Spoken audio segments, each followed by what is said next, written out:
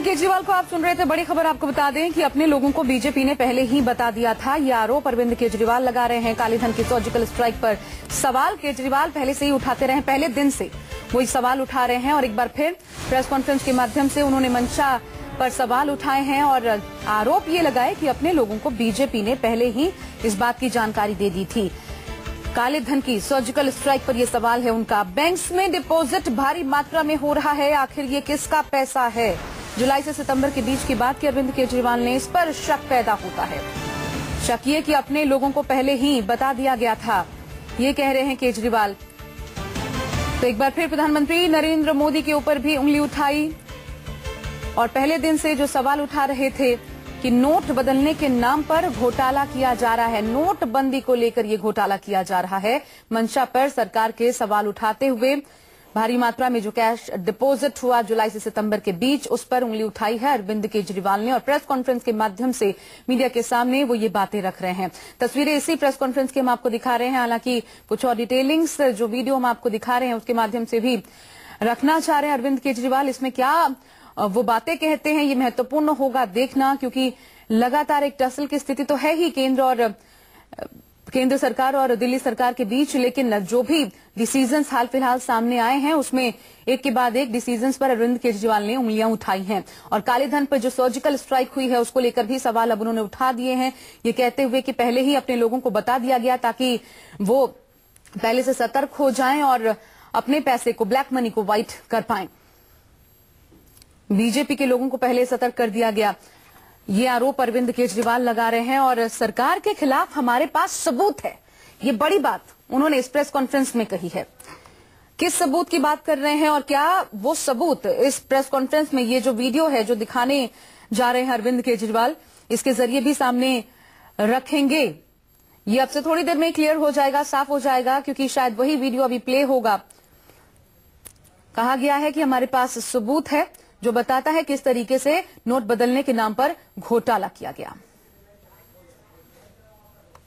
2 दिन पहले देश में भ्रष्टाचार कम करने के नाम पे, कि काला धन और भ्रष्टाचार कम करने के नाम पे असल में एक बहुत बहुत बहुत बड़े स्तर पे एक घोटाले को अंजाम दिया जा रहा है। कुछ सबूत पिछले दिनों में सामने आए हैं। मैं कोई नई चीज आपके सामने नहीं रख रहा, आप ही चैनल वालों ने कुछ चीजें, कुछ चैनल वालों ने कुछ सोशल मीडिया पे चीजें सामने आई हैं जो ये साबित कर देती हैं कि 8 नवंबर को जब प्रधानमंत्री जी ने ऐलान किया था कि 500 और 1000 रुपए के नोट बंद किए जा रहे हैं, उसके पहले इन्होंने अपने सारे दोस्तों को, जिनके पास असल में इस देश का सारा काला धन है, उनको और भाजपा के लोगों को पहले से सतर्क कर दिया था और उन लोगों ने अपना अपना माल ठिकाने लगा दिया था। सीएनबीसी के ऊपर एक कल खबर आई है जिसको हम यहां दिखाना चाहते हैं। वो ये दिखाती है कि पिछले एक क्वार्टर में, पिछले 3 महीनों में जितने बड़े स्तर के ऊपर हजारों करोड़ रुपया बैंकों के अंदर जमा किया गया, उससे बहुत बड़ा शक पैदा होता है। Just look at State Bank of India's deposit numbers. After growing at 1 and 2 and 3% in the previous few quarters, the July-September quarter saw a small growth of 4.3% in deposits. Let's go to PNB.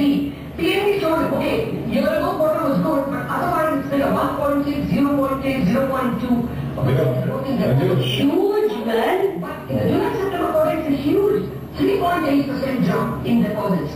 Coming to Bank of India, this is a contraction of deposits in the last few quarters. 0.7% growth, 3 quarters ago, then a -3, then a -2.9, and this quarter, July-September, a huge 1.5% growth. Likewise, Union Bank, after seeing a contraction of deposits in the previous quarter of 1.2%, this quarter, July-September, is a huge 6.7% growth in deposits, a number which Union Bank had not shown in several quarters, and remained the quarter-on-quarter growth in deposits. And then finally, Bank of Baroda, again, contraction of deposits in the previous 3 quarters, and this quarter, it is a 1% growth in deposits. Well, this coincidence that we are staring at a demonetization of notes gives rise to a suspicion that were some people in the know, and therefore they could push in their hoarded money into deposits, probably several small deposits, and be ahead of the curve. It just raises that doubt that there is a synchronous rise in deposit growth at a time when the economy is not doing well, as the RIP shows and the results of several companies show. There is no upturn in the economy, then why the sudden growth in deposits?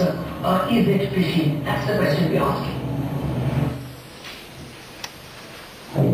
तो ये आपने देखा कि कई सारे banks ऐसे थे जिसमें कई महीनों से डिपॉजिट्स नीचे जा रहे थे और अचानक जुलाई से सितंबर वाले, वही लेटेस्ट डेटा अवेलेबल है, अक्टूबर नवंबर का डेटा अवेलेबल नहीं है, अचानक जुलाई से सितंबर वाले महीनों में 3 महीनों में डिपॉजिट्स एकदम से जंप किए हैं और 1%, 2% डिपॉजिट का मतलब कई हजार करोड़ रुपए है। जैसे स्टेट बैंक का ही 14-15 लाख करोड़ रुपए का टोटल डिपॉजिट्स होता है, तो 1 to 2% का आप अंदाजा लगा सकते हो कि कितने मैसिव स्तर के ऊपर जुलाई से सितंबर के क्वार्टर में पैसा जमा किया गया।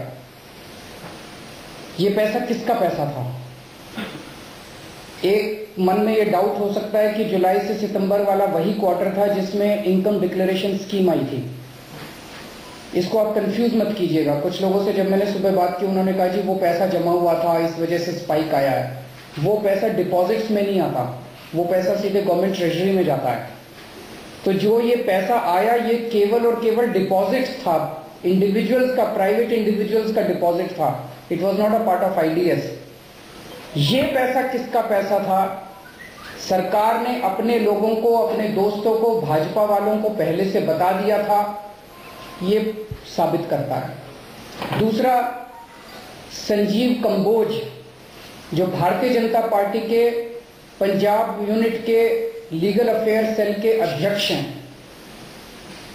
प्रधानमंत्री जी ने 8 नवंबर को ऐलान किया कि 500 और 1000 रुपए के नोट बंद हो रहे हैं और 2000 के नोट आ रहे हैं। 10 नवंबर को पहली बार 2000 रुपए के नोट मार्केट में आए, लेकिन 6 नवंबर को संजीव कंजोग नोटों की 2-2 हजार के नोटों की गड्डी लेके ट्विटर के ऊपर, सोशल मीडिया के ऊपर वो डालता है। 6 नवंबर को प्रधानमंत्री जी के ऐलान के 2 दिन पहले उसके पास 2-2 हजार रुपए की गड्डियां कैसे पहुंची?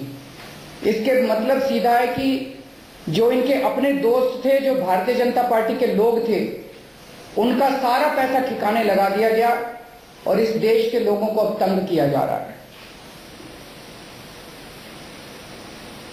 अब दूसरी चीज आती है, ये जितनी कवायद अभी चल रही है, इससे एक भी पैसा काला धन का सिस्टम के अंदर नहीं आने वाला। इसको समझने की जरूरत है। अभी चल क्या 1000 नोट, 2-2 हजार रुपए के नोट में बदलने की जो देश के अंदर बड़े स्तर पे कमीशन खोरी चल रही है, ये सारा पैसा किसके पास जा रहा है? ये सारा पैसा, ये कमीशन खोर कौन है, दलाल कौन है? इनकी लिस्ट ये लोग सार्वजनिक करें। ये 3 प्रश्न हमारे प्रधानमंत्री जी, अमित शाह और भारतीय जनता पार्टी से।